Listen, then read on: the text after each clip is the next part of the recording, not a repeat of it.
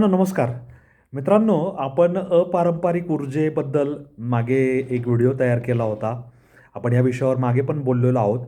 आता त्याच्यात भर टाकणारी आणखी एक नवीन घटना माझ्यासमोर आलेली आहे. आणि अपारंपरिक ऊर्जा, मग त्याच्यामध्ये पवन ऊर्जा असेल, त्याच्यामध्ये सौर ऊर्जा असेल, या माध्यमातून जर आपण ऊर्जेची गरज भागवली तर ती पर्यावरणपूरक ऊर्जा आपल्याला मोफत मिळणारी असेल आणि त्याच्यातून प्रदूषणाचं प्रमाण हे जवळपास शून्य असेल. तर अशा या सौर ऊर्जेचा उपयोग शासन दप्तरी मोठ्या प्रमाणावर करण्यात येऊन शासन याला प्रोत्साहन देत आहे खाजगी उपयोगासाठी किंवा खाजगी गुंतवणुकीसाठी. आणि शासनसुद्धा आपल्या शासकीय इमारतींवर सौर ऊर्जेचे जे यंत्रणा आहे ती बसवून सौर ऊर्जा निर्माण करत आहे. आणि अशीच सौर ऊर्जा निर्माण करून 6 कोटी रुपयांच्या वीज देयकाची बचत ही पिंपरी चिंचवड महानगरपालिकेने करून दाखवलेली आहे. आणि स्वावलंबनाचा एक फार मोठा धडा त्यांनी सगळ्या शासकीय यंत्रणेला घालून दिलेला आहे. आता पिंपरी चिंचवड महापालिकेने काय केले तर त्यांच्या मालकीच्या ज्या विविध इमारती होत्या त्याच्यावर सौर यंत्रणा, सोलर रूफटॉप कार्यान्वित केली. आणि त्यामुळे झालं काय, प्रति तास 3 मेगावॉट क्षमतेची वीज तयार होऊ लागली. त्यामुळे महापालिकेच्या वीज देयकात जवळपास 5,91,00,000 रुपयांची बचत झालेली आहे. आणि त्यामुळे शहराची वाटचाल पर्यावरणपूरक विकासाच्या दिशेने सुरू होत आहे. आणि ही शाश्वत अशा प्रकारची ऊर्जा आहे. आणि पर्यावरणपूरक अशी ऊर्जा सर्वत्र करायचे प्रयत्न पिंपरी चिंचवड महापालिकेमार्फत चालू आहे. पारंपरिक ऊर्जेवरील जे अवलंबून राहणं आहे ते कमी करणं ही काळाची गरज आहे. त्यामुळे स्वमालकीच्या जेवढ्या पण इमारती आहेत शासनाच्या, त्याच्यावर सौर ऊर्जा निर्माण करणारी यंत्रणा स्थापित करणे, म्हणजे कुठे प्रशासकीय इमारत असेल, कुठं शाळा असतील, कुठं स्मशानभूमी असेल, कुठं जलतरण तलाव असेल, कुठे नाट्यगृह असेल, कुठं बॅडमिंटन म्हणजे क्रीडांगण, बॅडमिंटन हॉल, रुग्णालय, जिथं जिथं महानगरपालिकांचे इमारती आहेत अशा ठिकाणी आपण उभारलं तर त्याचा उपयोग होऊन सूर्याची मोफत उडणारी जी उष्णता आहे त्याद्वारे वीज निर्मिती करणं शक्य आहे. तर पिंपरी चिंचवड महानगरपालिकेने 86 ठिकाणी सौर ऊर्जेचे प्रकल्प स्थापित केले होते. आणि याद्वारे सप्टेंबर 2025पर्यंत 59,17,122 युनिट वीज निर्मिती करण्यात आलेली आहे. आणि ह्या सगळ्यातून म्हणजे 3 मेगावॉट वीज प्रति तास अशा हिशोबाने मी आत्ता सांगितला आकडा की 59,17,122 युनिट वीज तयार केली. त्याची किंमत 5,91,76,112 रुपये आहे. त्यामुळे एवढ्या रकमेची वीज देयकामध्ये बचत झालेली आहे. आणि हे अत्यंत चांगलं असं काम करत आहे. आणि पिंपरी चिंचवड महानगरपालिका हरित ऊर्जेकडे वाटचाल करत आहे. आणि ही विजेची बचत झाली असं पण म्हणण्यापेक्षा शहरासाठी शाश्वत जी वीज लागणार आहे ती वीज आता उपलब्ध होणार आहे. कारण एकीकडे वीज निर्मिती करायची, ती ग्रीडला द्यायची, गुंतवणूक करायची आणि त्याच्याद्वारे ग्रीडमधून मिळणारी वीज आपण शहरासाठी वापरायची. अशा प्रकारचं हे आवक जावक म्हणजे घ्या आणि द्या अशा प्रकारचा हा व्यवहार आहे. आता हे ह्या कामामुळे पर्यावरण संवर्धन होत आहे, आर्थिक बचत होत आहे. आणि आपण मागे पिंपरी चिंचवड महानगरपालिकेने मोशी येथे वेस्टमधून बेस्ट म्हणजे कचऱ्यापासून वीज निर्माण करायच्या प्रकल्पाबद्दल सुद्धा आपण अभ्यास केला होता, इथं व्हिडिओ तयार करून मांडला होता. आता त्या अनुषंगानेच हे पर्यावरणपूरक वीज निर्मिती म्हणजे सौर ऊर्जा निर्मितीचं काम पिंपरी चिंचवड महानगरपालिकेने केलेलं आहे. आणि ते अभिमानास्पद, अभिनंदनीय असं आहे.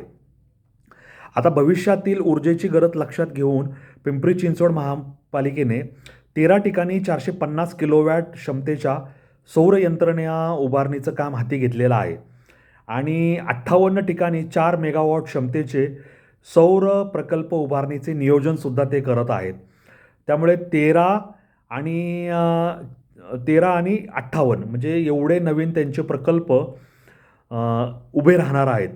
त्यामुळे तिथून 450 किलोवॅट आणि इकडे 58 गुणिले 4, त्यामुळे एवढी जास्त मेगावॅट ऊर्जा सौर ऊर्जेद्वारे निर्माण होणार आहे. अपारंपरिक ऊर्जा स्रोतांवरील ताण यामुळे कमी होईल आणि स्वच्छ व पर्यावरणपूरक अशा ऊर्जा निर्मितीचं हे काम असल्यामुळे शहरसुद्धा ह्या विजेवर अवलंबून राहील, सौर ऊर्जेवर, आणि खर्चात फार मोठी बचत होईल. असं हे अतिशय सुंदर असं काम पिंपरी चिंचवड महानगरपालिकेने केलेलं आहे.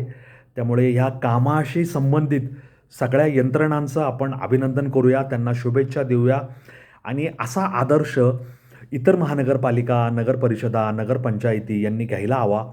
शासकीय यंत्रणेचे अनेक इमारती पिंपरी चिंचवड शहरात, पुणे शहरात, इतर महानगरपालिका किंवा ग्रामीण भागावर, तालुका स्तरावर सगळीकडे ह्या इमारती किंवा छोटे-छोटे संकुलं उपलब्ध आहेत आणि तिथे जी मोकळी जागा आहे त्याचा सदुपयोग करून आपण वीज निर्मिती करण्याची जी यंत्रणा आहे ती उभारू शकतो आणि वीज निर्मिती करून ती ग्रीडला देऊ शकतो.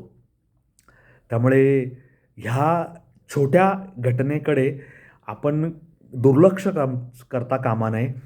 थेंबे थेंबे तळ साचे अशा छोट्या गोष्टीतूनही फार मोठी उद्दिष्ट साध्य करता येतात आणि वीज निर्मिती हे तर फार मोठं काम आहे.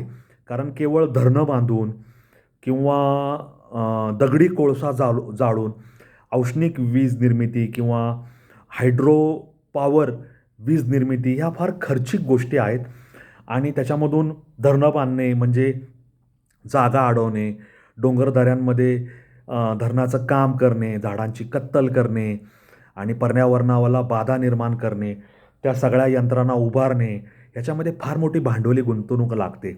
दगडी कोळसा खाणीतून काढणे, तो वाहून औष्णिक वीज निर्मिती प्रकल्पावर वाहून नेणे, तिथं तो जाळणे, त्या पाण्यातून वाफ निर्माण करणे, त्याच्यातून वीज निर्माण करणे, हे सगळं खर्चिक भांडवली गुंतवणुकीचं आणि पर्यावरणाला घातक असं काम आहे.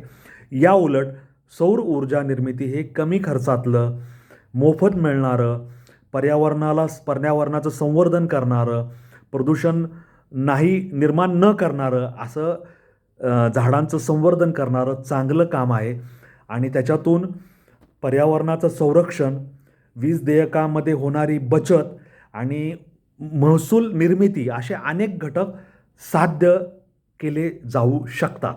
हे दाखवून दिलेलं आहे. काही लोक त्याच्यावर अत्यंत गांभीर्याने काम करून चांगले असे निकाल, चांगले असे रिझल्ट्स देत आहेत आणि आपण सगळ्यांनीसुद्धा त्या दिशेने पावलं टाकायला हवी. शासन घरोघरी सौर ऊर्जा निर्मिती प्रकल्प लावा यासाठी अनुदान देत आहे आणि आपणसुद्धा त्याचा उपयोग करून आपल्या घराच्या छतावर सौर ऊर्जा निर्मितीचं संयंत्र लावून घरातसुद्धा वीज निर्मिती करू शकतो, ती ग्रीडला देऊ शकतो. घराला येणारं लाईट बिल हे शून्य करू शकतो, किंबहुना उत्पन्नसुद्धा कमवू शकतो आणि सौर ऊर्जेद्वारे विहिरीवरील किंवा बोरवरील पंपसुद्धा चालू शकतो आणि बोरमधलं म्हणजे कूपनलिकेतलं पाणी बाहेर काढणे, विहिरीतलं पाणी बाहेर काढणे हे सुद्धा करू शकतो. तेव्हा सौर ऊर्जा ही आपल्या विकासाची गुरुकिल्ली आहे, एवढं लक्षात ठेवा आणि त्यासाठी जितकं करता येईल तितकं करा, एवढंच माझं तुम्हाला या निमित्ताने सांगणं आहे. माझा यूट्यूब चॅनल अनवट वाट जास्तीत जास्त लाईक, शेअर, सबस्क्राईब करायला विसरू नका. असेच वेगळ्या वाटेवरील व्हिडिओ पाहण्यासाठी, ऐकण्यासाठी अनवट वाटेवरचे वाटसोर व्हा, वारकरी व्हा, जोडीदार व्हा, एवढंच माझं तुम्हाला सांगणं आहे. माझ्या चॅनेलची लिंक मित्रपरिवारामध्ये भेट द्यायला म्हणून विसरू नका आणि सगळे जोडलेले राहा. वेगळ्या वाटेवरचे व्हिडिओ घेऊन मी पुन्हा पुन्हा येणारच आहे. धन्यवाद. जय हिंद, जय महाराष्ट्र, वंदे मातरम, जय श्रीराम, जय जगन्नाथ, जय सनातन. धन्यवाद.